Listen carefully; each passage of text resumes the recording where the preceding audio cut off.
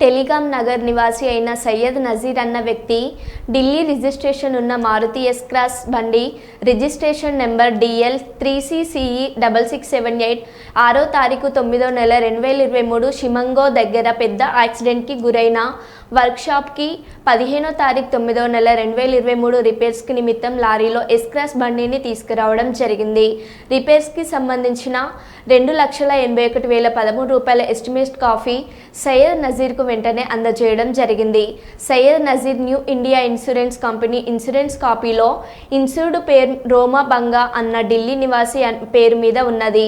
నేను నజీర్తో car owner Delhi నివాసి అయిన రోమా బంగా పేరు మీద ఉంది కాబట్టి new India insurance claim form మీద రోమబంగా సంతకం చేయాలని నజీర్తో చెప్పాను. క్లెయిమ్ ఫారం మీద రోమబంగా సంతకం లేనిదే new India insurance claim process జరగదు. తర్వాత నజీర్ రిపేర్ పని మొదలు పెట్టండి, నేను ఇన్సూరెన్స్ కంపెనీతో నేను మాట్లాడుకుంటూ అన్నాడు.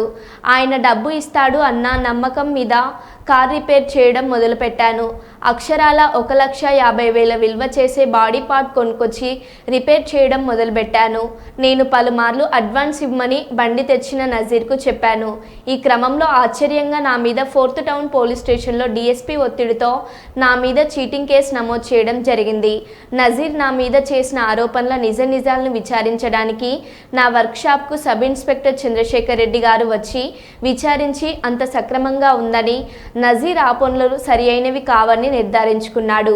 ఈ క్రమంలో సోమవారం 18వ తారీఖు 11వ నెల 2024 జిల్లా SP గారి దగ్గర నజీర్ మీద కంప్లైంట్ ఇవ్వడం జరిగింది.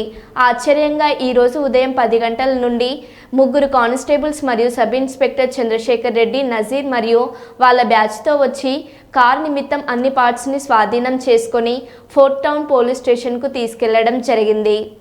సో అట్లా నా ఫ్లో కట్టింది. సో ఇద్దరు గుండాలను కూడా తీసుకొచ్చి ఇంటికాడికి వచ్చి రాత్రి బెదిరించడం జరిగింది. ఇంట్లో కుటుంబ సభ్యులందరూ ఎదురుగా సమక్షంలో జరిగింది ఇదంతా. సరే ఏమైనా కానిలే, తను చేసిన పాపను తను పోతాడులే అని చెప్పి నేను ఊరుకుంటే, రెండో రోజు నాకు 4th టౌన్ పోలీస్ స్టేషన్ దగ్గర నుంచి ఇంటికాడికి డైరెక్ట్గా కానిస్టేబుల్ వచ్చినారు, 4 కానిస్టేబుల్ వచ్చినారు. వచ్చి నేను అనుకోకుండా నేను ఊళ్ళో లేను, అదే రోజు వాళ్ళు వచ్చిన రోజు 1 గంట ముందు నేను బళ్ళారికి వెళ్ళాను మా అక్కోళ్ళ ఇంటికి. వెళ్తే నాకు ఫోన్ చేశారు మధ్యలో, కానిస్టేబుల్ మీకోసం ఇంటికాడికి వచ్చినారని చెప్పి. సరే ఎందుకు వచ్చినారో, సరే ఏదైనా కానీ ఊళ్ళో లేను, నేను వస్తాను, వచ్చినాక మాట్లాడతాను అంటే, ఈ లోపల మా అన్న ఉంటే ఇంట్లో మా అన్నని తీసుకొని పోవడం జరిగింది. మా అన్నని తీసుకొని పోయిన తర్వాత స్టేషన్ దగ్గర తీసుకుపోయి కూర్చోబెట్టి మొబైల్ తీసుకొని స్విచ్ ఆఫ్ చేసి పోలీసు వాళ్ళు వాళ్ళ సమక్షంలో కూర్చోబెట్టుకున్నారు. సాయంత్రం దాకా కూర్చోబెట్టుకున్నాక ఇది ఎందుకు కూర్చోబెట్టుకుంటారు, ఏంది ఇది, ఎక్కడ ధర్మము, చేసింది ఏంది, ఏం జరిగింది అంటే, సరే సాయంత్రం మీరు వెళ్ళిపోండి సార్ అని చెప్పి మా అన్నని ఇంటికి పంపించడం జరిగింది. దాని తర్వాత నేను ఊరు నుంచి రాగానే నేను మళ్ళీ పోయి స్టేషన్ పోయి కలిసిన. సార్ ఇది సార్ నాది ఎటువంటి ఇది లేదు, తప్పలేదు, కస్టమర్ రిపేర్ చేసేయండి, డబ్బులు నేను ఇస్తాను, ఒక 4-5 వాయిదాల్లో ఇస్తాను అంటే పని మొదలు పెట్టాను.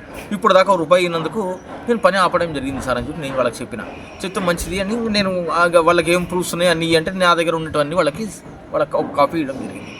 ఈ లోపల తను ఏమంటున్నాడు, DSP నా జేబులో ఉన్నాడు, DSP నేను చెప్పినట్టు వింటారు, ఎవరు DSP నాకు తెలియదు, DSP నేను చెప్పినట్టు వింటాడు, కాబట్టి నేను కేసుల్లో మోహన్ కృష్ణ విష్ణు వాహన్ కేర్ నాది. నా దగ్గర ఆగస్టు 12, 2023 ఒక కస్టమర్ వచ్చి మారుతి ఎస్ క్రాస్ వెహికల్ తనది యాక్సిడెంట్ అని చెప్పి నా దగ్గర తీసుకొచ్చి పెట్టినాడు. ఆయన పేరు సయ్యద్ నజరుద్దీన్, టెలికాం నగర్లో ఉంటారు, కర్నూలులో. బండి వచ్చేసి రోమా బంగా అని ఢిల్లీ ఓనర్ పేరు మీద ఉంది. బండి రిజిస్ట్రేషన్ కూడా ఢిల్లీదే. ఇన్సూరెన్స్ కాపీ వచ్చి కామారెడ్డిలో ఇన్సూరెన్స్ చేసినారు. ఆ బండి యాక్సిడెంట్ అయిందని చెప్పి రిపేర్ చేయండి, మీ రిపేర్ డబ్బులు మేము కొన్ని 4-5 వాయిదాల్లో ఇస్తామని చెప్తే సరే అని చెప్పి నేను పని మొదలు పెట్టడం జరిగింది. అదే రోజు వాళ్ళు బండి తెచ్చిపెట్టినాక 3-4 రోజుల తర్వాత ఎస్టిమేట్ కాపీ ఇచ్చాను నేను వాళ్ళకి, ఎంత రిపేర్ల అమౌంట్ ఎంత అవుతుందని. అక్షరాల 2,81,000 అయింది. మీరు చేయండి సార్, నేను మధ్యలో కొన్ని 4-5 దఫాల్లో నేను మీకు డబ్బులు ఇస్తానని చెప్పడం. సరే అని చెప్పి నేను వాళ్ళ మాట మీద గౌరవంతో నేను పని మొదలు పెట్టాను. 1,50,000 రూపాయలు సామాన్ తీసుకొచ్చి పెట్టినాను. సామాన్ తీసుకొచ్చి పెట్టుబడి పెట్టి నేను వర్క్ స్టార్ట్ చేశాను.